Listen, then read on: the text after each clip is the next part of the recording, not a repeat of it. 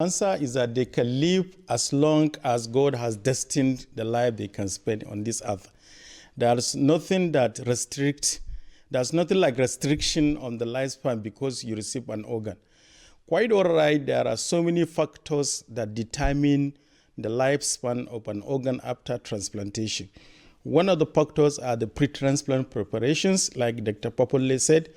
The preparation has to be as vigorous as possible. The match has to be as good as possible, as excellent as possible as we can get. And then the after transplant care. Many a times you get a patient that comes for transplantation, the team is carried away by just helping him out of the problem of the organ failure. Little is thought of the after care. So I have seen a patient that received transplant, and then he can no longer afford to sustain the immunosuppressive medication that are needed to keep the organ alive. So these are a lot of factors.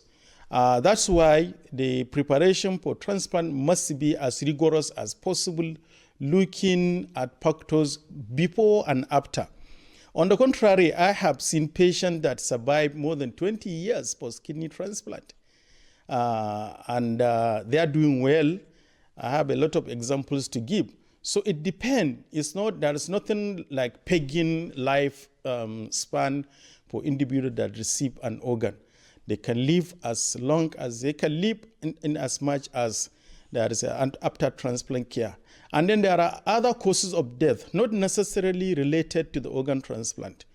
Like, for example, a patient that had kidney transplant, after transplant, he's doing well with his kidney, he can get heart disease, he can get diabetes, he can get any other infection, whatever, any other disease that ordinary people can get. He is also prone to that.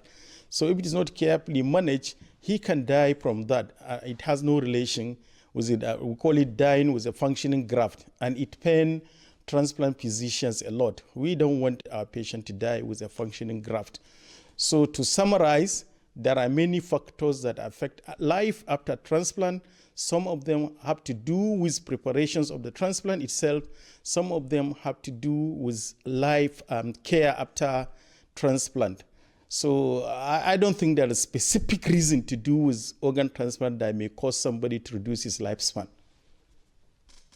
Expensive after a transplant. You already pegged transplantation at about 20 million, but care after the transplantation, is it also very expensive? Professor Abdul. It is very expensive because almost all the medications are brought in the country from outside.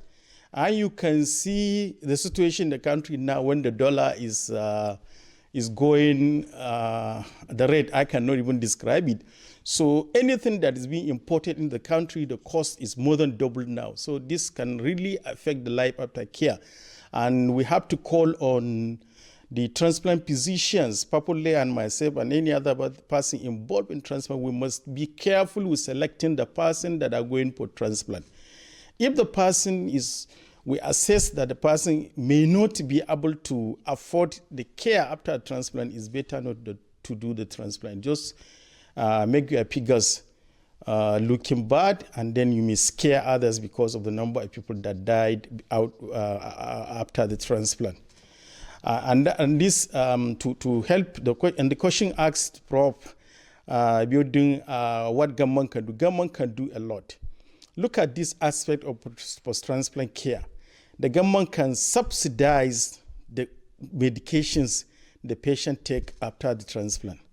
The government can also help in the process of preparing for the transplant. If centers that are certified as centers for organ transplant, they can get subsidy on one form or the other. Like the government can take care of the post-transplant preparations, and the government can take care of the post-transplant medications for the patient. And this can go a long way in supporting organ transplantation in the country.